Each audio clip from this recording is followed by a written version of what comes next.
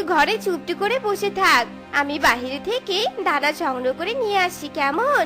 আর আমি না আসা পর্যন্ত একদম কিন্তু ঘর থেকে বের হবি না, বুঝলি? না মা না, আজ তুমি খাওয়ার জন্য দানা নিয়ে এসো না। রোজ রোজ শস্য দানা খেতে আমার একদম ভালো লাগে না। তুমি বরং আমার জন্য কিছু ফল নিয়ে এসো, আমি খাবো মা ফল। তুমি ফল নিয়ে আসবে না আমার জন্য? আমার মেয়ে আমার কাছে ফল খেতে চেয়েছে আর আমি ফল নিয়ে আসবো না, তা কি করে হয় রে মা? আজ আমি তোর জন্য আর শস্য দানা নিয়ে আসবো না, আমি তোর জন্য কোনো না কোনো ফল নিয়ে আসবো। যাই তবে, আমি বনের মধ্যে ফলের খোঁজে যাই। এ কথা বলে টুনি বাসা থেকে বেরিয়ে বনের মধ্যে ফলের গাছ খুঁজতে থাকে, কিন্তু কোথাও কোনো ফলের গাছ খুঁজে পায় না। হায় রে, মেয়েটা আমার আজ কত আশা করে ফল খেতে চাইলো, কিন্তু আমি তো কোনো ফলের গাছই খুঁজে পাচ্ছি না। না, যাই, এভাবে এক জায়গা থেকে আরেক জায়গায় না উড়ে পুরনো বনের দিকে যাই, দেখি ওই বনে ফল পাই কিনা। এই বলে টুনি আবারও উড়তে শুরু করে দেয়, আর উড়তে উড়তে পুরনো বনের দিকে যায়। সেই বনে গিয়ে টুনি অবাক হয়ে বলে, বাবা, এই বনে এত সারি সারি লিচু গাছ, কত পাকা পাকা লিচু গাছে ঝুলে আছে, আবার কিছু লিচু মাটিতেও পড়ে আছে। যাই, গাছের লিচুগুলো অযথা না ছিঁড়ে মাটিতে পড়ে থাকা লিচুগুলো আমি কুড়িয়ে নেই। আমাদের জীবনে কোনো কিছুই অপচয় করা একদম ভালো নয়, সেটা তো আমি জানি। এ কথা বলে টুনি লিচু কুড়ানোর উদ্দেশ্যে যেই না মাটিতে নেমে আসে, অমনি একটা শিকারীর পেতে রাখা জালের ফাঁদে টুনি আটকা পড়ে যায়। বাঁচাও, কে কোথায় আছো? আমি যে জালের ফাঁদে আটকা পড়ে গেছি, কে কোথায় আছো? আমাকে বাঁচাও, আমি কিছুতেই যে এই জাল ছিঁড়ে বের হতে পারছি না, কেউ কি আছো? আরে আরে, কে যেন চিৎকার করছে, চিৎকার শুনে তো মনে হচ্ছে কেউ বিপদে পড়েছে। যাই যাই, তাড়াতাড়ি গিয়ে দেখি তো কার কি হলো। এ কি টুনি, তুমি তুমি এই জালে আটকে পড়লে কিভাবে? আর জালের সুতোর কারণে তো তোমার ডানাও কেটে গেছে। ইঁদুর, আমাকে বাঁচাও ইঁদুর, আমি এখানে পড়ে থাকা লিচু নিতে এসেছিলাম, কিন্তু শিকারীর পেটে রাখা জাল না দেখতে পেয়ে এই জালে আমি আটকা পড়ে গেছি। শিকারী যে আমাকে ধরলে মেরে ফেলবে, বাসায় যে আমার ছোট্ট একটা ছানা আছে ইঁদুর, তুমি আমাকে বাঁচাও। আহা টুনি, তুমি কোনো চিন্তা করো না, আমার ধারালো দাঁত দিয়ে এখনই জাল কেটে দিচ্ছি, তুমি মুক্তি পাবে, একটু ধৈর্য ধরো। এ কথা বলে ইঁদুর টুনির শরীরে জড়িয়ে থাকা জালের কাছে এগিয়ে আসে, আর তার ধারালো দাঁত দিয়ে কুটকুট শব্দ করে জাল কেটে দিতে থাকে। জাল কেটে দেওয়া শেষে টুনি মুক্তি পেয়ে যায়। ইঁদুর, তোমাকে অনেক ধন্যবাদ আমাকে এভাবে সাহায্য করার জন্য। তোমার এই ঋণটা তোলা রইলো, সুযোগ পেলে পরিশোধ করে দিব ইঁদুর। এবার তাহলে আমি চলি। এ কথা বলে টুনি যেই না উড়াল দিতে যাবে, তখনই একটু উঠতে না উঠতে সে মাটিতে ধপাস করে পড়ে যায় আর ব্যথায় কাতরাতে থাকে।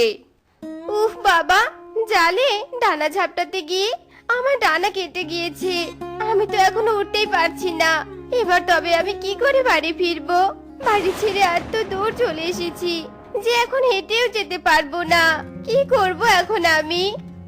টনি, তোমার কোনো ভয় নেই, তুমি নিশ্চয়ই বাড়ি ফিরতে পারবে। এখন চলো, আমার গাছের কোটরে চলো, তোমার কেটে যাওয়া ডানায় মলম পট্টি দিয়ে দেই, তুমি কিছুক্ষণের মধ্যেই সুস্থ হয়ে যাবে।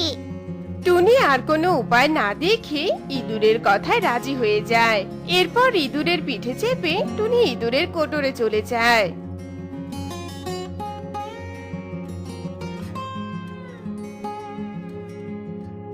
আর কোটরে গিয়ে ইঁদুর টুনির ডানায় মলম লাগিয়ে দেয় আর পট্টি বেঁধে দেয়। এর কিছুক্ষণ পর, দেখো ইঁদুর দেখো, আমি এখন ডানা মেলতে পারছি, এবার বুঝি তোমার কাছ থেকে আমার বিদায় নেওয়ার সময় হয়ে গেছে। আমি এবার বাড়ি ফিরবো ইঁদুর, আবারও আমাকে সাহায্য করার জন্য তোমাকে অসংখ্য ধন্যবাদ। হ্যাঁ হ্যাঁ, বাড়ি তো তুমি ফিরবেই, কিন্তু যে কারণে বনে এসেছো সেটাই তো হলো না, লিচুই তো নিতে পারলে না। কিন্তু কোনো চিন্তা করো না, আমি আমার গাছের কোটরে অনেক লিচু মজুত করে রেখেছি, ওখান থেকে আমি তোমাকে লিচু দিচ্ছি। এই কথা বলে ইঁদুর টুনিকে তার মজুদ করা লিচু থেকে কিছু লিচু দিয়ে দেয়, আর টুনি সেই লিচু নিয়ে খুশি মনে বাড়ি ফিরে আসে।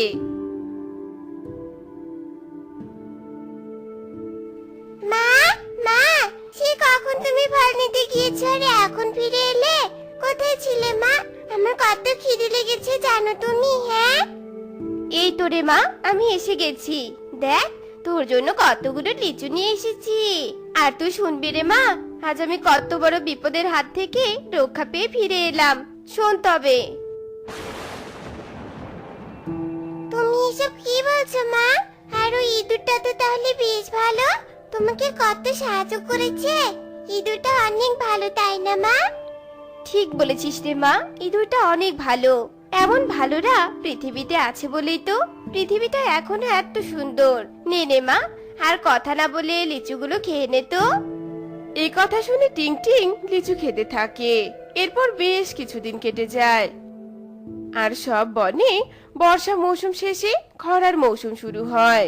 এরপর পুরো বনে খাবারের সংকট দেখা দিতে থাকে। না, খরার মৌসুম তো চলে এলো।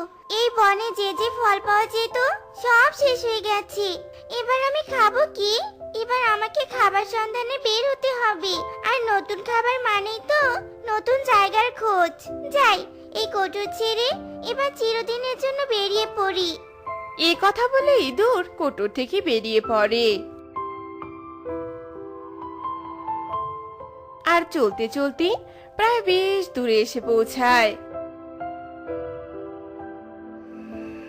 আর তখনই ইঁদুরের সামনে হঠাৎ করে একটা জংলি বিড়াল চলে আসে। ওরে ওরে, ম্যাও ম্যাও, আজ আমার কত বড় ভাগ্য, আমি একটা ইঁদুর পেয়েছি। একে তো আমি আজ মজা করে খাবো, কাঁচা চিবিয়ে চিবিয়ে খাবো। বাঁচাও, কে কোথায় আছো? আমাকে বাঁচাও, আমাকে এক বিড়াল আক্রমণ করেছে। এই বিড়াল আমাকে গিলে খেয়ে নেবে, বাঁচাও। কেউ কি নেই? কেউ কি নেই এই বনে আমাকে বাঁচানোর জন্য? ইঁদুর যখন বাঁচার জন্য এভাবে চিৎকার করছিল, ঠিক সেই জায়গার পাশেই একটা গাছের ডালে টুনি আর ঈগল বসে গল্প করছিল। টুনি গাছের ডাল থেকে ইঁদুরকে দেখতে পায় আর ঈগলকে বলে, আরে আরে, ওইটা সেই ইঁদুরটা না যে আমাকে একদিন বাঁচিয়েছিল? আজ সেই ইঁদুর এক বিড়ালের খপ্পরে পড়েছে। এই যে গো দাদা, দেখো দেখো, আমি এতদিন যে ইঁদুরের কথা সবাইকে বলে বেরিয়েছি না, ওই যে ওটা সে ভালো ইঁদুর। কি বলছিস রে টুনি? যে ইঁদুর একদিন আমাদের পাখি জাতির একজনকে বাঁচিয়েছিল সে আজ বিপদে পড়েছে, আর আমরা তা এখানে বসে বসে দেখছি? চল চল, এক্ষুনি ওই ইঁদুরকে বাঁচাতে হবে। চলো ঈগল দাদা, এক্ষুনি চলো।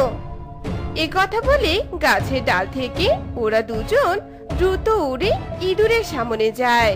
টুনি ইঁদুরকে বলতে থাকে, ইঁদুর, তুমি কোনো ভয় পেও না, আমরা এসে গেছি তোমাকে বাঁচানোর জন্য। এই বিড়াল তোমার কিচ্ছু করতে পারবে না। এই বিড়াল, জীবনের মায়া থাকলে চলে যা, চলে যা বলছি এক্ষুনি এখান থেকে। তোদের তো সাহস কম নয়, আমি এখানে আমার শিকার ধরেছি আর তোরা এসে বাধা দিচ্ছিস? তোরা জানিস আমি কে? সবাই বলে আমি হলাম বাঘের মাসি। আমার এক থাবায় তোদের চেহারার নকশা পাল্টিয়ে দিব। চলে যা তোরা এখান থেকে। তোর তো সাহস কম নয় রে বিড়াল, এই ঈগলের এলাকাতে এসে আমার পাখি জাতির ওপর হুমকি দিস? তোর মতো কত বিড়াল আমার ডানায় চাপা দিয়ে আমি মেরে ফেলেছি, এটা কি তুই জানিস? হ্যাঁ, তবে আয় দেখি কার শক্তি বেশি, বাঘের মাসি বিড়ালের নাকি সামান্য এই ঈগলের। এ কথা বলে আকাশ বাতাস কাঁপিয়ে বিড়াল আর ঈগলের ভয়ঙ্কর যুদ্ধ লেগে যায়। বিড়াল যদি তার ধারালো নখ দিয়ে ঈগলের শরীরে একটা থাবা দেয়, তাহলে ঈগল আবার তার ধারালো নখ দিয়ে বিড়ালের শরীরে দুটো থাবা দিয়ে দেয়। এক সময় ঈগল প্রচন্ড ক্ষিপ্ত হয়ে বিড়ালের চোখ দুটো তার ঠোঁট দিয়ে খুবলে তুলে নেয়। মিয়াও! আমার চোখ গেল রে, আমার চোখ গেল। এর ব্যথা আমি আর সহ্য করতে পারছি না। হা হা হা, এসেছিল আমাকে বাঘের মাসি বিড়াল শক্তি দেখাতে। দেখ, এবার তবে মরে পড়ে থাক। ইঁদুর, তোমার আর কোনো ভয় নেই ইঁদুর, তুমি পুরোপুরি বিপদমুক্ত হয়ে গেছো। সত্যি বাপু, তোমরা আমাকে বাঁচালে। ঠিক সময় যদি না আসতে, তবে এতক্ষণে আমি বিড়ালের খাবার হয়ে যেতাম। ধন্যবাদ টুনি, আর তোমার বন্ধু ঈগলকে। তুমি আমাকে বাঁচিয়েছো, আর আমি তোমাকে সাহায্য করব না তা কি করে হয় বলো তো ইঁদুর? আমাদের সকলেরই একে অপরের বিপদে এগিয়ে